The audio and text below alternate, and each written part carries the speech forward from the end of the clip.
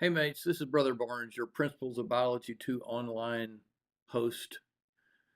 Let's talk about the final exam review. It clearly says in the instructions in the module that the final exam comes from the same question pool that the practice final is being pulled from. So if you take it a bunch of times, you're likely to be exposed to all the questions.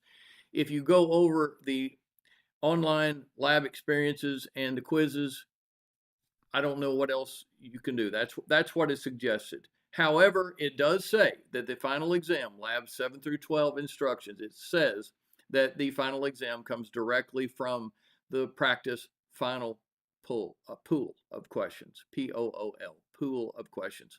Anyhow, you're at the end.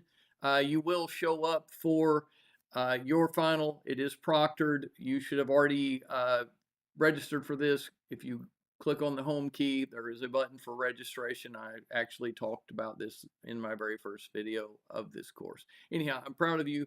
Keep up the good work, mates.